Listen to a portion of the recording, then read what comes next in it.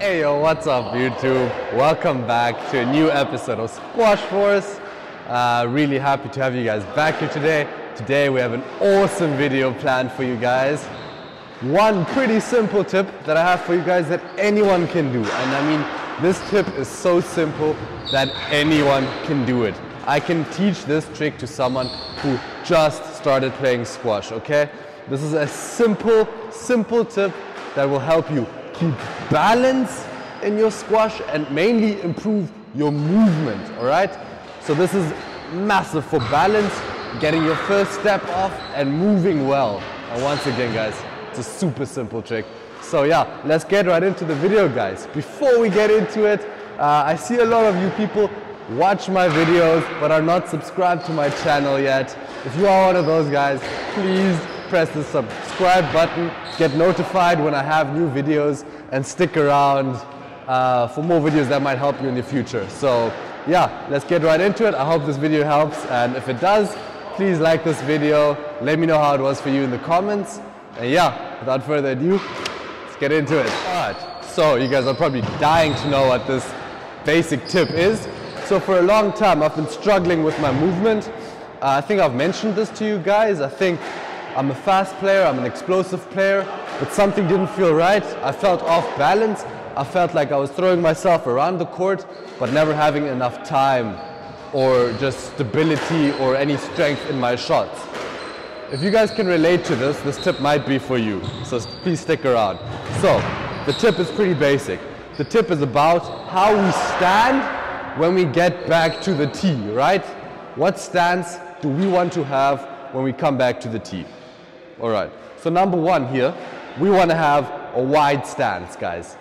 This wide stance can be so useful. I know there's some players that prefer smaller stances, but it's quite rare, especially if you watch the pros, especially the French players who are known for their movement. Pretty much all of them have this wide stance. I think a great example of this is Gaultier. He has this wide stance, and I mean, he gets everything. He has fantastic balance when he plays the shot. So why do we stand wide rather than narrow? Obviously, if you're narrow, your balance is a lot worse than when your feet are spread. If your feet are spread, your center of gravity is easier, it's right in the middle, right? And from here, it's harder to tip over, you're going to be much more stable. So this transfers into the game and when you go to lunge to the ball. So when you're exploding and then you have the space between your legs, your center of gravity stays in the middle, which is exactly what we want in squash, because that way you're over the ball in a balanced spot. You can transfer your weight into the shot, have a good shot, and come back to the tee without a problem, right?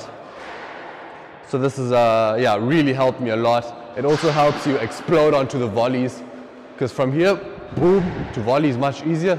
From here, you then go wide, then it takes too much time. So just starting in that wide stance, guys, okay? I hope the explanation I gave you there is enough to at least be able for you guys to give this a good try in your session, okay?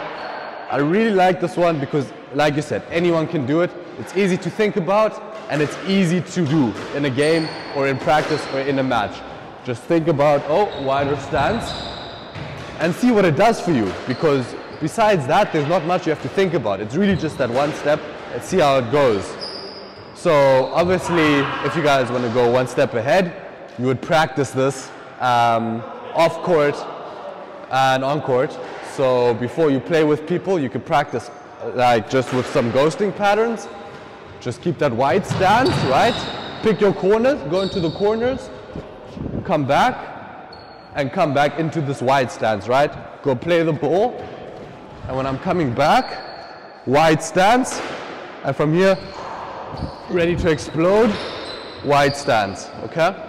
If you have your wide stance, you also just feel a bit more sunken, a bit more ready, a bit more forward. If you're like standing straight, yeah, you don't have any forward momentum, so it tends to happen if people go short, play a both, you go back and then go forward. Common trend within players, especially beginner or club players. So having this prevents that from happening quite a bit. So you'd be surprised how much this simple trick can actually change. For me, when I go forwards now with this momentum, it's so much easier for me. I'm so much more balanced because I'm so low. You see, I'm just keeping my... Such a simple trick to think about, guys. Please give this a go, yeah? So quite a bit of just talking and explaining in this video, guys. Might be a bit boring for you, but it's so important. I really hope you guys give this a try. If you give it a fair shot, it's gonna do you good. It's gonna work in your game. If you want an extra little bonus tip and you're mastering this, the next step would for me be racket preparation. If you have this, you have solid, good movement, and then you add the racket preparation. That's really what differentiates the pros from the amateurs, is having that good technique, always being ready, always being stable, right? So those are probably the two biggest and easiest tips any player can learn. So yeah, thank you guys so much for tuning in. I hope this video has helped, and until next time,